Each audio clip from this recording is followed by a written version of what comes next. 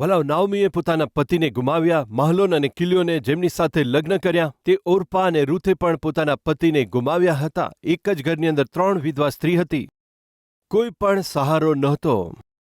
ફળહીન એવું જીવન સાથી વગરનું, કોઈ સહારા વગરનું જીવન જીવતા હતા. એટલામાં એક ખુશખબરી આવી.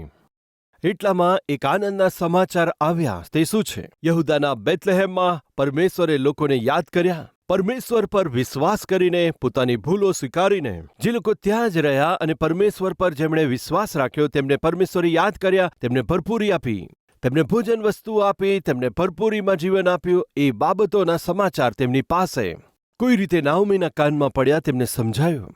પરમેશ્વરે દયા કરીને પોતાના લોકોને પ્રેમ કર્યો. અમારે જીવવું છે એમ કરીને પરમેશ્વરથી દૂર, એ દેશથી દૂર અહીંયા આવીને વસ્યા, પરંતુ જીવી નથી શક્યા અને પતિ અને બાળકોને ગુમાવ્યા છે. પુત્રવધૂને કહે છે, દીકરી, શું તમે આ ખુશખબરી સાંભળી છે? કઈ ખુશખબરી? યહૂદાના બેથલેહેમ નગરમાં પરમેશ્વરે પોતાના લોકોને યાદ કર્યા છે. સર્વ લોકોએ કરેલી પ્રાર્થના પ્રભુએ સાંભળી છે. પોતાના લોકો ઉપર પ્રભુએ દયા કરી છે. તેમને ભરપૂરી સાથે અનાજ આપે છે. ચાલો આપણે પણ ત્યાં જઈએ. કહ્યું તો બંને પુત્રવધૂએ કહ્યું, અમે પણ તમારી સાથે આવીશું. અમે પણ તમારી સાથે જ આવીશું. અમારું જીવન ઉજ્જડ છે. દુકાળની અંદર પોતાના લોકોની પ્રાર્થના સાંભળીને તેમના પર દયા કરનાર, ભરપૂરીમાં તેમને અનાજ આપનાર પરમેશ્વર ત્યાં છે, તો અમે આવીશું. અમને પણ એ જ પરમેશ્વર જોઈએ છે. અમે તમારી સાથે આવીશું. એમ વિચાર કરીને તે પુત્રવધૂઓ પોતાના સાસુ પર પ્રેમ કરીને સાસુની સાથે જ જવું છે વિચાર્યું. કૃપા કરી ધ્યાન આપજો. જલ્દીથી એક વાત બતાવીને આગળ વધીશું. નાઓમીએ બંને પુત્રોને ગુમાવ્યા હતા. બાળકોનો પ્રેમ ગુમાવ્યો હતો. તેમની મોહબ્બત, અનુરાગને ગુમાવ્યા હતા. તે તો બેસહારા અને એકલી હતી. આ વૃદ્ધતા અવસ્થામાં જેમણે સહારો આપવાનો હતો, જેમણે આશ્રય આપવાનો હતો, જેમણે મદદગાર બનવાનું હતું, તે પુત્રો હવે જીવતા રહ્યા નહોતા.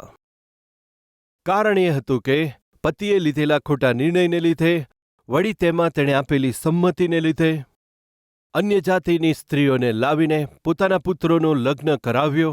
એ પરમેશ્વરની દ્રષ્ટિમાં ગુનો છે. તેણે કરેલી ભૂલને લીધે પોતાના પુત્રો ગુમાવ્યા હતા.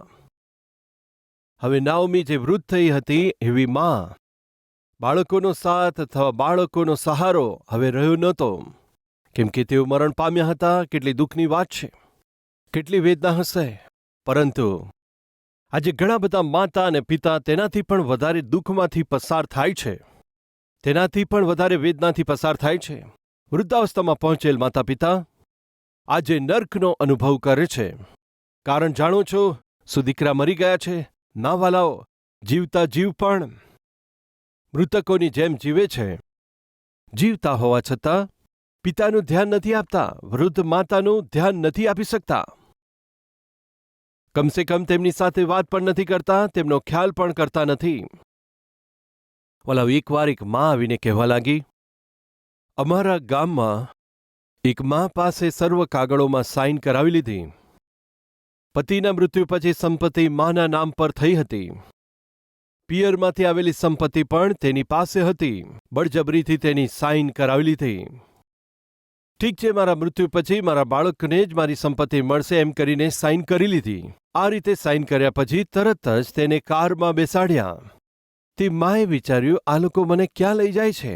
તેને સીધા લઈ જઈને કોઈને ના દેખાય એ રીતે એક જંગલમાં લઈ ગયા. ત્યાં એકલા છોડીને આવી ગયા.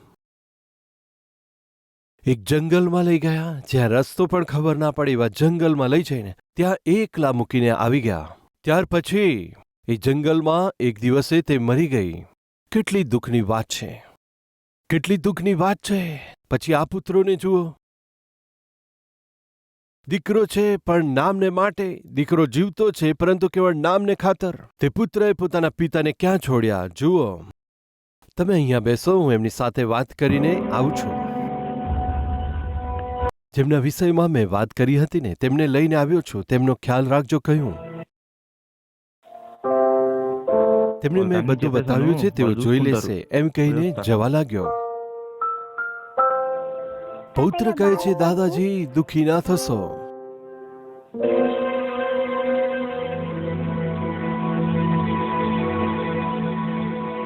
એ બિન્નુ રા પૌત્ર દાદાને બાય કહે છે.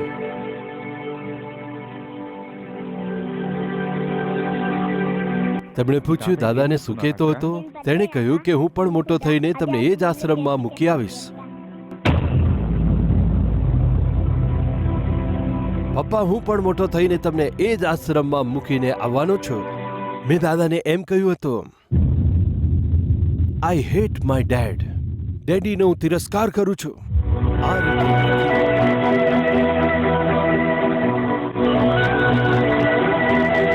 તો અહીં થોભી જાય એમ કહીને તે અંદર જાય છે.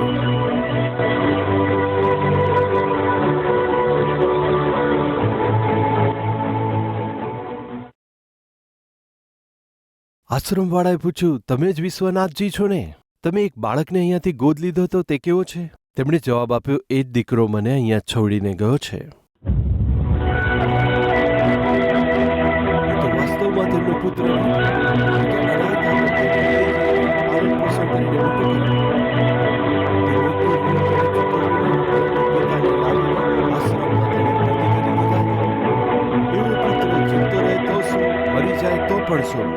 રાઈટ ફ્રેન્ડ્સ, હવે હું પૂછું છું, આ નાઓમી પુત્ર હોવા છતાં તેમને ગુમાવીને અનાથ થઈ ગઈ. ઘણા બધા માતા પિતા પુત્ર હોવા છતાં પણ અનાથ તરીકે જીવન જીવે છે, બેસહારા તરીકે જીવે છે. જો તમે પણ પુત્ર હોવા છતાં તમારા માતા પિતાને શું તમે અનાથ જેવા બનાવ્યા છે? તમે હોવા છતાં પણ જેવા એકલા બનાવી દીધા છે? તો કૃપા કરી આજે જેવો વ્યવહાર તમે કરો છો તેમની સાથે, કાલે તેવો જ વ્યવહાર તમારા બાળકો પણ તમારી સાથે ના કરે. માટે બાઇબલ જણાવે છે, તમારા માતા પિતા વૃદ્ધ થાય તેમ છતાં તેમનો ત્યાગ કરશો નહીં. હું પૂછું છું, તમારા પિતા ક્યાં છે? તમારી મા ક્યાં છે? તે દિવસે નાઓમી પોતાની ભૂલને લીધે પુત્રોને ગુમાવીને અનાથ બની ગઈ હતી. પરંતુ આજે તમારા માતા પિતા તમારું પાલન પોષણ કરીને તમને મોટા કર્યા, તમને અભ્યાસ કરાવ્યો, તમારા જીવતા જીવ બેસહારા જેવું જીવન જીવે છે. તો સાવધાન, એ તમારે માટે બિલકુલ સારું નથી. નાઓમી પોતાના ઉતાવળ ભર્યા નિર્ણયને લીધે અનાથ થઈ ગઈ. પરંતુ યહૂદિયાના બેથલેહેમમાં પરમેશ્વર પર વિશ્વાસ કરનાર પ્રજાને પરમેશ્વરે યાદ કર્યા. હવે ધ્યાનથી સાંભળો કે નાઓમીએ પોતાના પુત્રો ગુમાવ્યા. પુત્રો મરી ગયા છે, પરંતુ વિચિત્ર વાત એ છે કે તેમની પુત્રવધુઓ નાઓમીને હજી છોડતી નથી. તે પુત્રવધુઓ નાઓમીને છોડીને ગયા નથી. પણ આજે ઘણી પુત્રવધુઓ પતિના જીવતા જીવ સાસુને પાસે આવવા દેતા નથી. પતિના જીવતા જીવ સાસુનું મોં જોતા નથી. પતિઓ મરી જાય તેમ છતાં નાઓમીની પાસે ઓર્પા અને રૂથ બંને રહી ગયા. વાલાઓ, નાઓમીનું આત્મિક જીવન તો બનાવટનું હતું. તેની આત્મિકતા જાણે થોડી જ હતી. પરંતુ રૂથ અને ઓર્પા તો મોઆબણ હતા. આજે ઘણા બધા લોકો આત્મિક જેવા દેખાય છે, આત્મિક વ્યક્તિ કહેવાય છે, પરંતુ કેટલા લોકો પોતાના સાસુને જોઈને માં કહીને પ્રેમથી બોલાવે છે. એકવાર વિચાર કરો. અમારા પૂર્વજ કહેતા હતા, પુત્રવધુનો ગૃહ પ્રવેશ સાસુને માટે ગંગા પ્રવેશ બરાબર છે. કેમ એવું કહેતા હતા ખબર નહીં. બીજી એક વાત પણ કહેતા હતા, સાસુ વગરની પુત્રવધુ ઉત્તમ હોય છે. સાસુ વગરની વહુને ઝઘડો જ નથી હોતો, ઉત્તમ છે. સાસુ હોય તો ઝઘડા હોય, સાસુ હોય તો ઝઘડા ઉત્પન્ન થાય. કૃપા કરી ધ્યાન આપજો. પરંતુ એક અનોખી વાત આપણે અહીંયા જોઈએ છે. પતિ તો મરણ પામ્યા છે, પરંતુ પોતાની સાસુને છોડ્યા વગર આ ઓર્પા અને રૂથ પોતાની સાસુની સાથે જ હતા. અદ્ભુત વાત છે.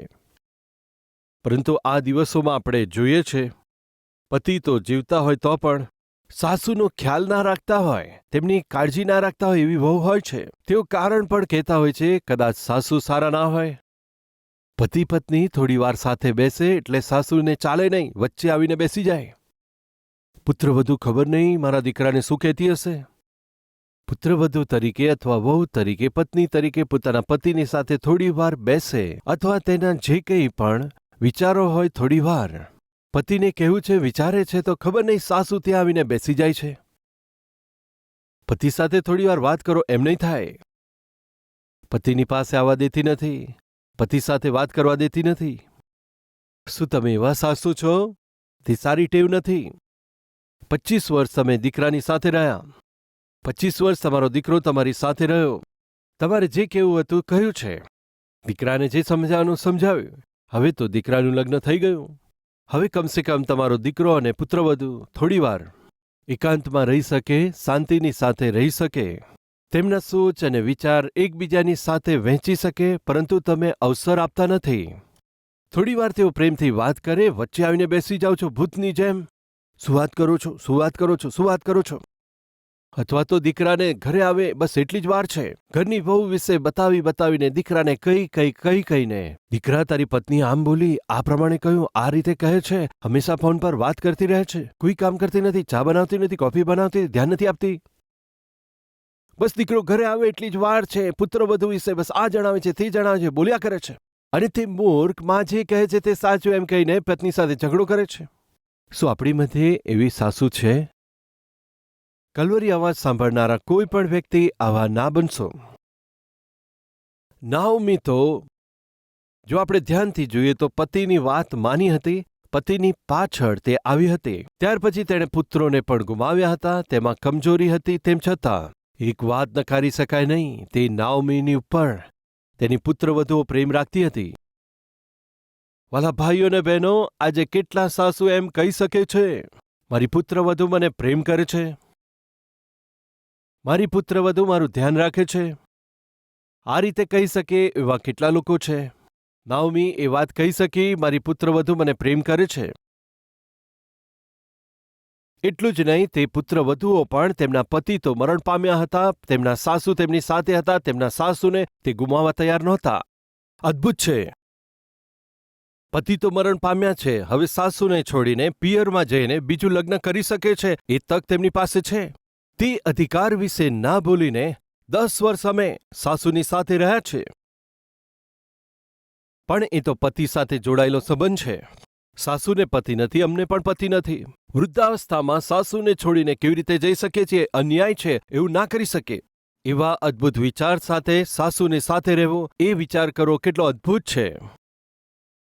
સાસુ પોતે કહે છે કે હું જઈ રહી છું, હું મારા પ્રાંતમાં જઉં છું. ત્યારે ઓરપા અને રૂથ બંનેવે કહ્યું, સાસુજી અમે આવીશું, તમારી સાથે આવીશું. ઠીક છે ચલો કહીને જે દેશ તેમનો નહોતો, ઓરપાને રૂથને સાથે લઈને તે જવા ઈચ્છે છે.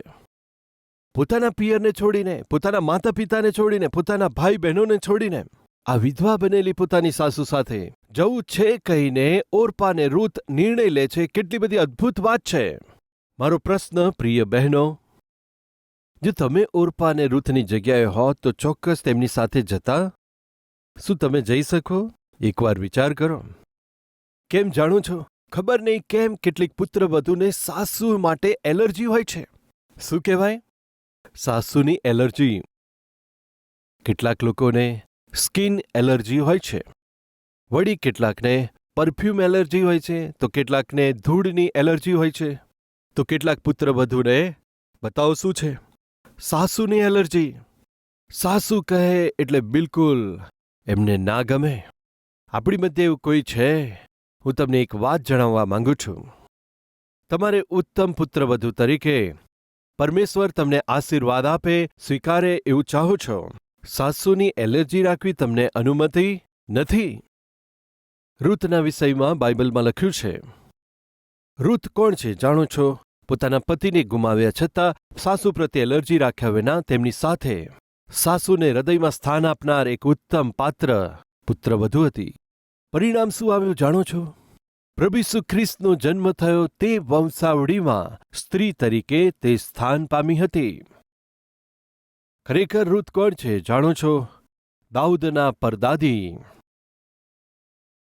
રૂથ દ્વારા જ દાઉદના પરદાદાનો જન્મ થયો. પછી દાઉદના પિતાએ જન્મ લીધો અને દાઉદનો જન્મ થયો અને દાઉદના વંશમાં જ પ્રભુ ઈસુએ જન્મ લીધો. કેવી રીતે સંભવ બન્યું? પોતાના સાસુને પ્રેમ કરનાર એ પુત્રવધુ રૂથે પોતાનું સમર્પણ કર્યું એટલા માટે.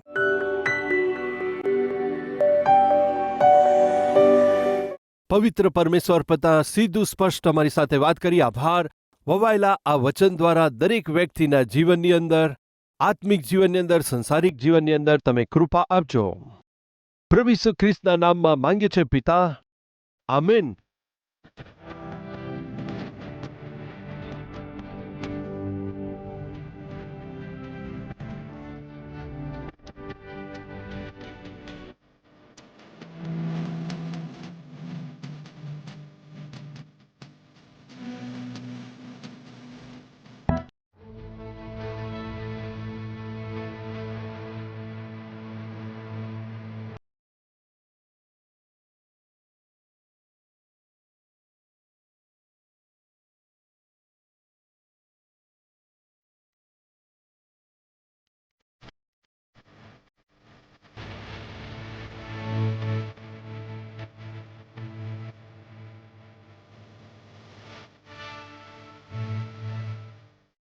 અમારું address Calvary, post box number 30, Kukatpally, Hyderabad 72.